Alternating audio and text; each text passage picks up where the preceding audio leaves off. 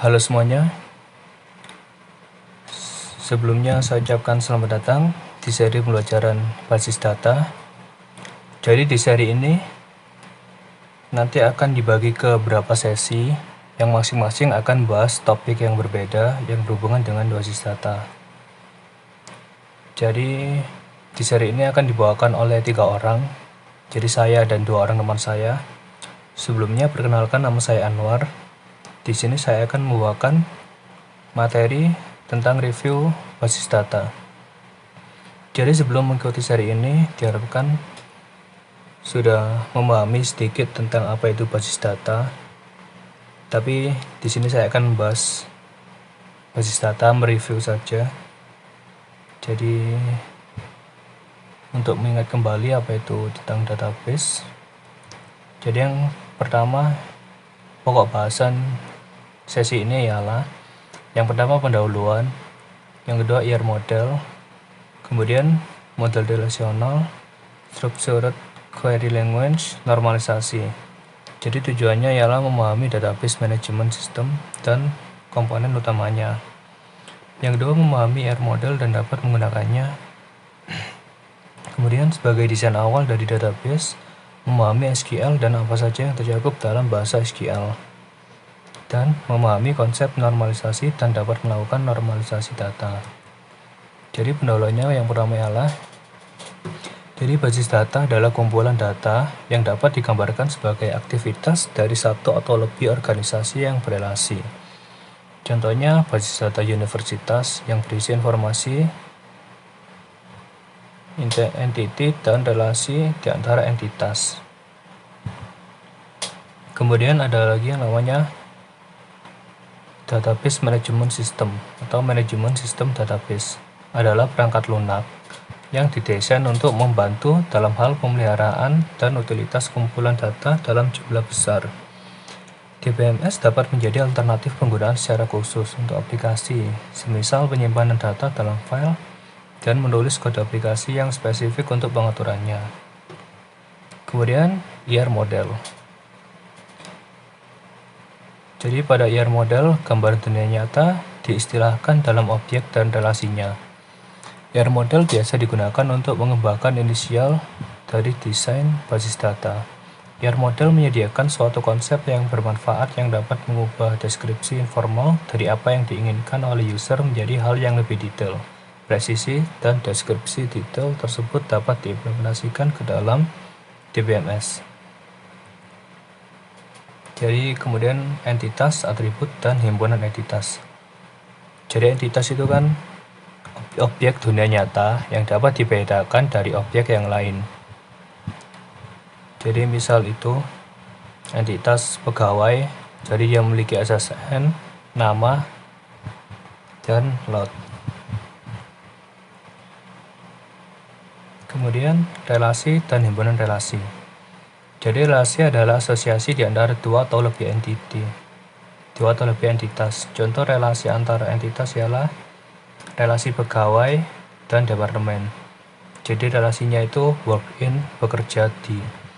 Jadi pegawai memiliki relasi bekerja di suatu departemen.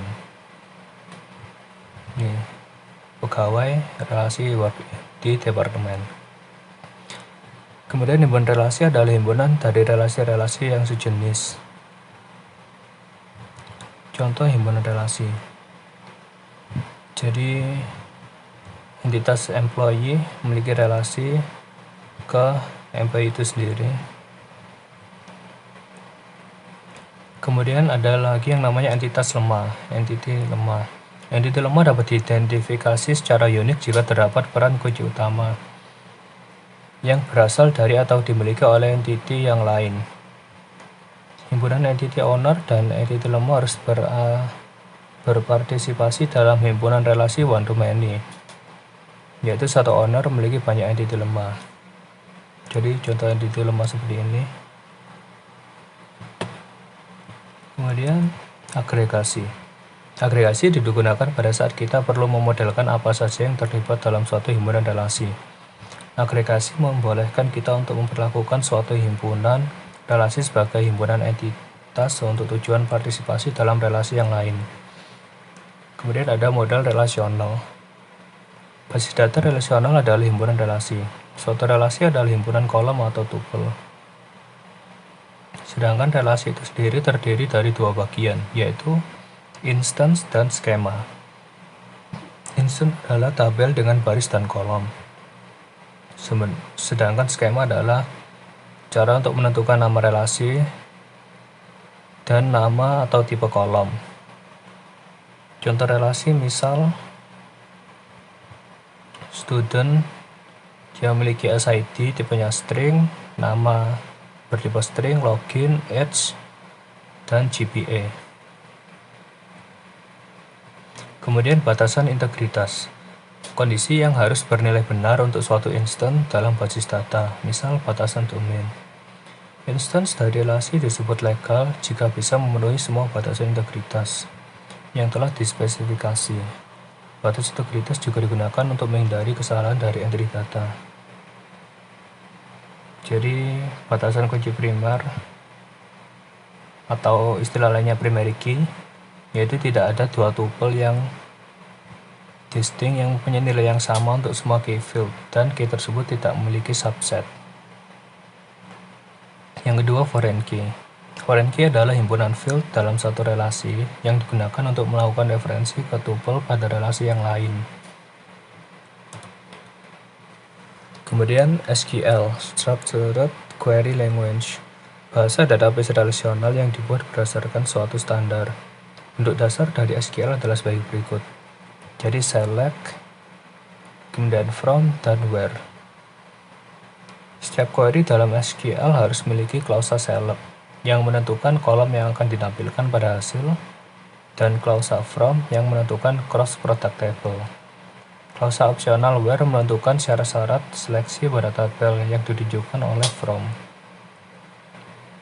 SQL menyediakan 3 konstruksi set manipulation yang memperluas query dasar, yaitu union, intersect, dan except. Juga operasi set yang lain seperti in, any, dan all. Axis, operator in dan axis dapat diawali dengan not. Kemudian nested query, query yang memiliki query lain di dalamnya, yang disebut dengan subquery. SQL mendukung 5 operasi agregat yang diterapkan pada sembarang kolom, yaitu count, sum, average, max, dan min.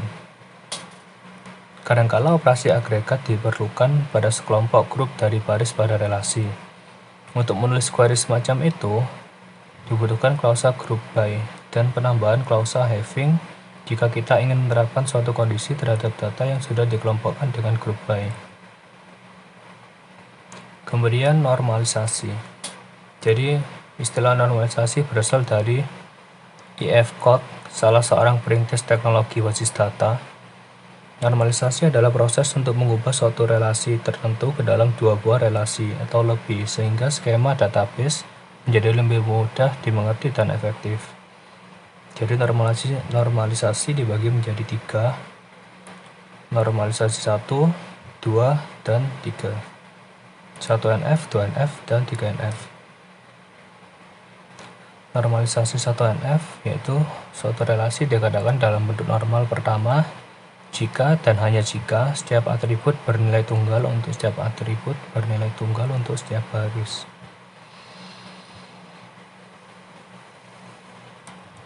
Kemudian normalisasi 2, suatu relasi dikatakan dalam bentuk normal kedua jika berada dalam normal pertama dan setiap atribut bukan kunci memiliki ketergantungan sepenuhnya terhadap kunci primer. Kemudian normalisasi 3, suatu relasi dikatakan dalam bentuk normal ketiga jika berada dalam normal kedua dan setiap atribut bukan kunci tidak memiliki ketergantungan transitif terhadap kunci primer.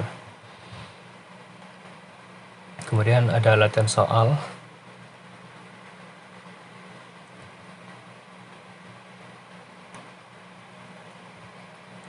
Jadi perusahaan rekaman Motown memutuskan untuk menyimpan semua informasi mengenai musisi yang mengerjakan albumnya dalam database. Pihak perusahaan menyewa Anda sebagai desainer database.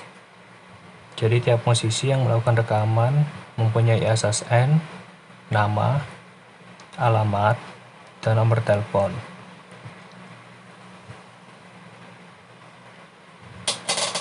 Jadi para musisi yang dibayar lebih rendah akan mendapatkan alamat yang sama dengan musisi lain, dan satu alamat mempunyai satu nomor telepon. Kemudian tiap instrumen yang digunakan untuk merekam berbagai macam lagu di Noton mempunyai nama, contohnya gitar, synthesizer, flute, dan kunci musik, contoh C, B flat, E flat. Tiap album yang dicatat di Noton mempunyai judul rekaman, tanggal copyright, dan format. Kemudian tiap lagu mempunyai judul dan pengarang lagu. Kemudian tiap musisi mungkin memainkan beberapa instrumen, dan tiap instrumen dapat dimainkan oleh beberapa musisi. Kemudian tiap album mempunyai beberapa lagu di dalamnya, tapi tidak lagu yang muncul bersamaan dalam satu album. Kemudian tiap lagu dibawakan oleh satu atau lebih musisi, dan seorang musisi bisa membawakan beberapa lagu. Kemudian tiap album dibawakan seorang musisi yang berperan sebagai produser. Seorang musisi bisa menghasilkan beberapa album. Kemudian jadi seperti ini itunya, entitas dan relasinya.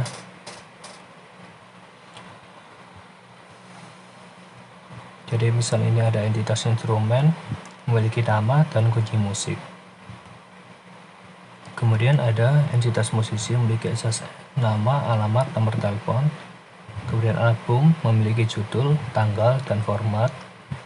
Dan format ini juga memiliki dua atribut bercabang menjadi CD dan MC. Dan entitas lagu yang memiliki judul dan pengarang. Jadi ini M ke N berarti kan many to many. Jadi satu musisi bisa mainkan banyak instrumen, dan banyak instrumen bisa dimainkan oleh musisi, dan banyak musisi bisa membawakan banyak lagu, dan lagu bisa dibawakan oleh banyak musisi. Kemudian yang ini, jadi satu musisi menghasilkan banyak album, sementara setiap album dihasilkan oleh satu musisi. Kemudian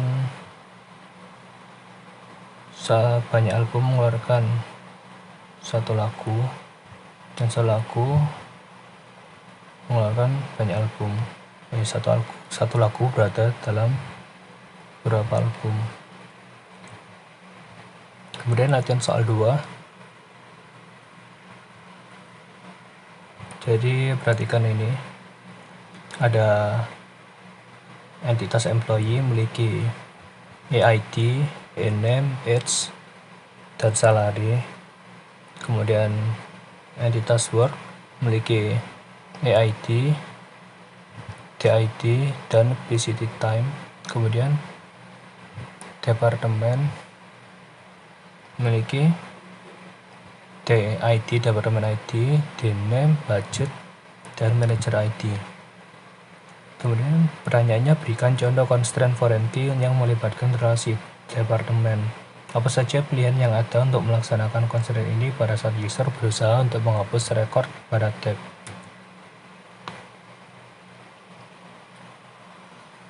Jadi seperti ini jawabannya.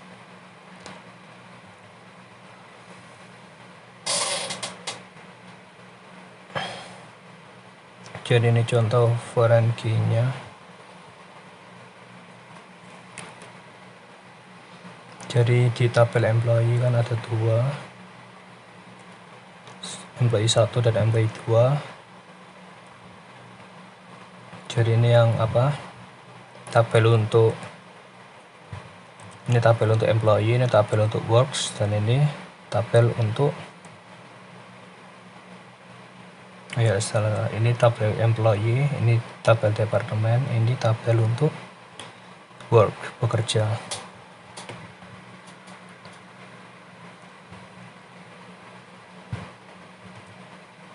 Kemudian untuk skema relasional pada nomor 2, definisikan relasi departemen pada SQL sehingga setiap departemen dipastikan memiliki seorang manajer.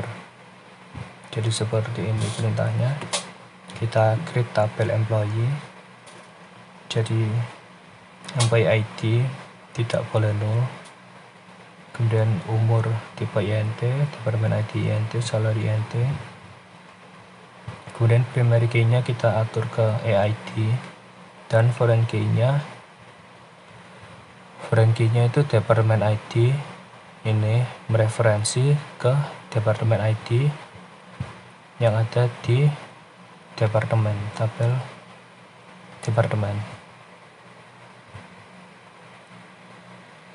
Kemudian nomor 4, untuk skema relasional pada nomor 2, tuliskan pernyataan SQL untuk menampilkan karyawan yang bekerja di departemen ID.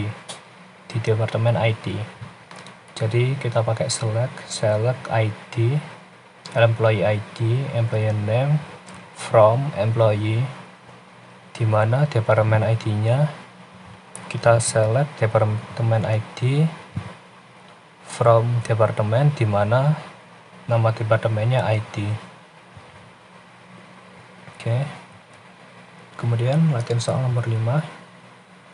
Untuk skema relasional pada nomor 2, tuliskan pernyataan SQL untuk menampilkan karyawan yang bekerja di departemen ID dan memiliki usia yang lebih dari usia rata-rata orang-orang yang bekerja di departemen ID.